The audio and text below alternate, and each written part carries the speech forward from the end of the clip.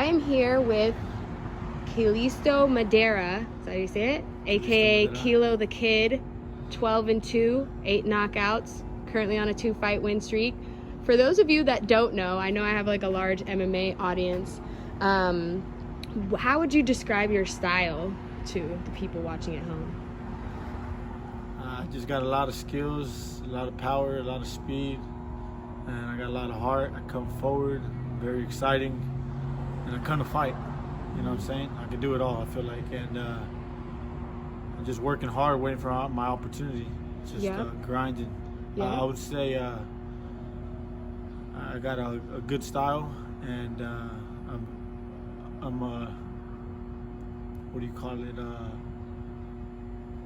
One of those underestimated guys that people don't really know about, I guess. You know, and some people do know, but you know they don't know. So I just got to keep grinding and working hard, and eventually show the world who I am.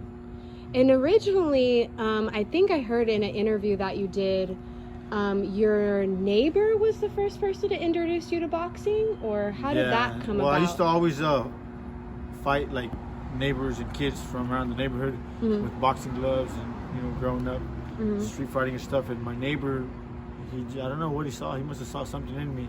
He's some older guy, Joe Gee, an older dude. He was some like Red Dragon stick fighter, but he was just working like electrical and stuff. And I don't know, he just saw something, and he just took me to a gym, and ever since he took me, I just never stopped going. Like, stay out of trouble. Luckily, it was like a PAL program, so it was very inexpensive to begin. And we just started going and never stopped. Damn, and you're still doing it, of course. So growing up in Stockton, you lived there since you were 7, 8? About 7 or 8, yeah. Okay. And do you find that, so one thing that I've kind of looked into is, fighters that come from, like, rougher backgrounds, quote unquote, or like the streets, they tend to have that, like, heart into the very end, like similar to like fighting like a Mexican like type style, do you find that that's like helped you, those experiences in the streets, or they kind of like you have to kind of rethink a lot of things? Or I definitely believe that they have helped me.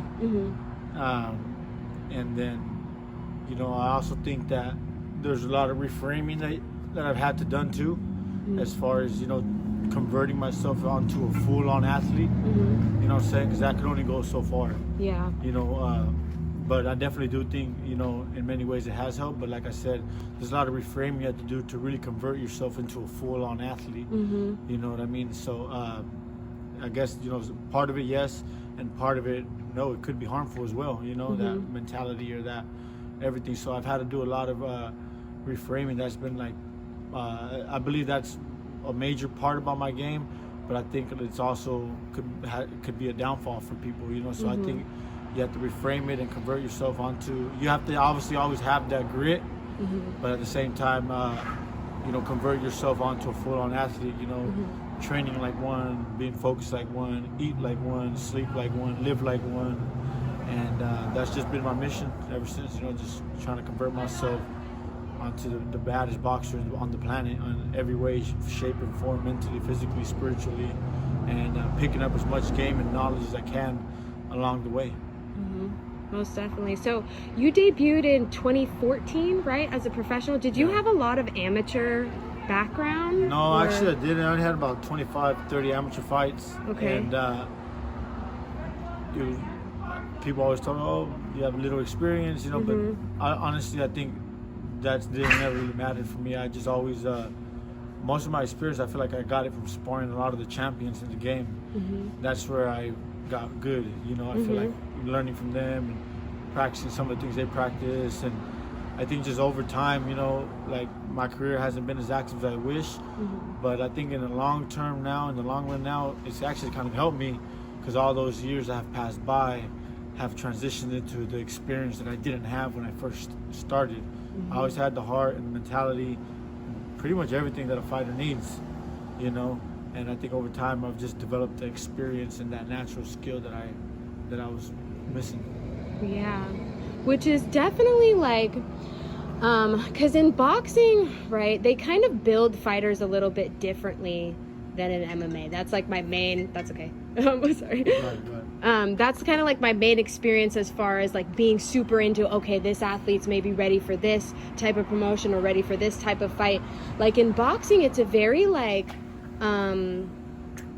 carefully selected process, and I think, you know, that does kind of contribute to making it difficult to find fights. Like, what has your experience been in like the past like 2 years of since you last fought in 2019? Like, how many camps have you done, or like since 2019? I mean, I had one fight that I was in a fight, and it got canceled a week before my fight. I was a main event here in Stockton.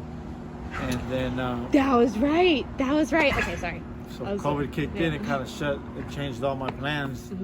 And then I kind of just kept transitioning, took the opportunity. It's called, for me, COVID is just a full-on train. I was no longer working. Unemployment kicked in, so for me it was kind of a blessing, you know, because I could just train and focus on boxing. And I believe that I've been at the top of my game right now.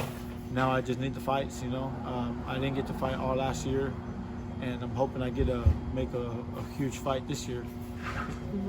But you do have like in your last camp in Indio, how long was that camp for, or how long are your average fight camps? Like 6? It just depends. I was there for about 2 weeks sparring him, so I got like 6 good sessions in there sparring with him for like 2 weeks. But I mean, for example, those 2 weeks being there, they're not like normal 2 weeks, you right? know, like, yeah. like, you know, intense, you know, doing all the strength and conditioning they're doing, all the sparring they're doing, and just literally next level world championship camp. So I feel like every time I join one of those camps, it's like I fast forward light years, you know, as far as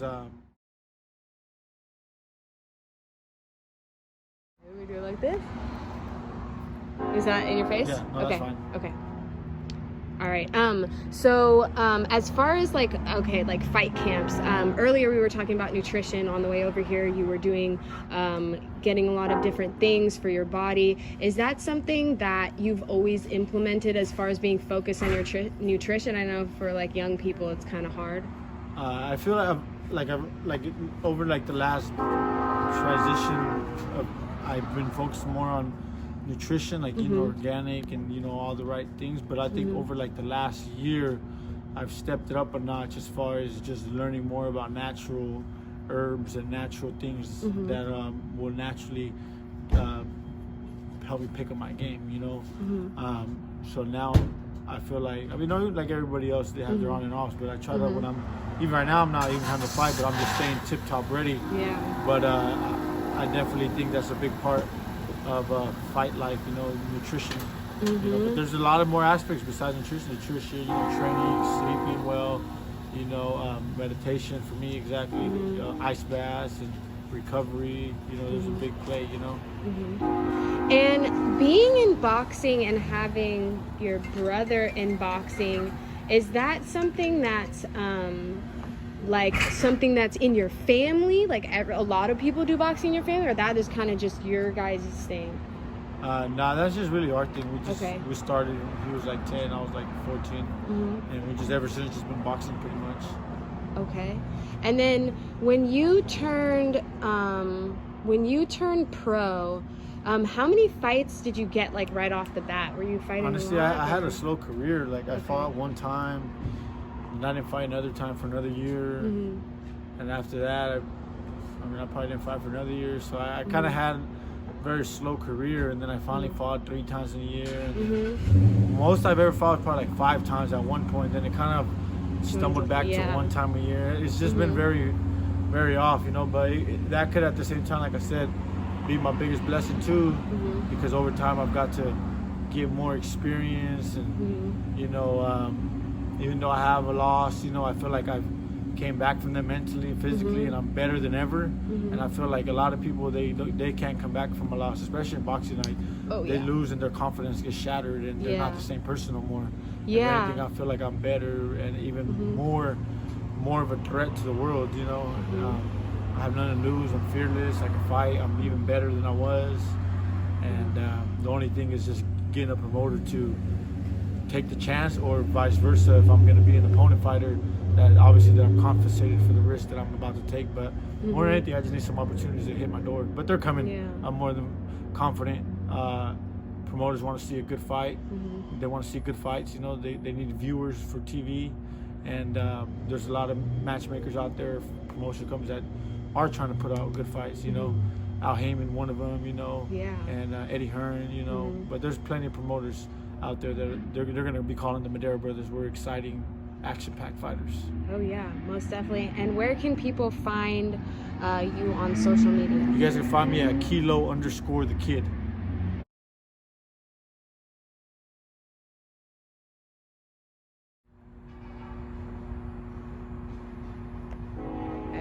Ready? What does it say? Got slap? Oh, it's one of my sponsors, yeah. Oh my God! Is that like a Stockton? Like a Stockton? It's a beat shop. You know, actually, he was the producer for Mac Dre. Oh really? If you go to Modesto Cars and Toy Clubs, whatever, on the thing, I shouted him out. If you go to one of my pictures, like recently, like the last second or third. Those are dope.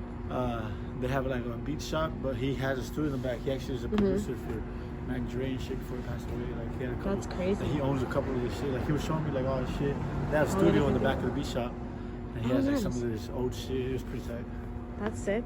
That's sick. And that's his clothing company? Yeah, well he just has shirts and like I'll show you a shirt and thing.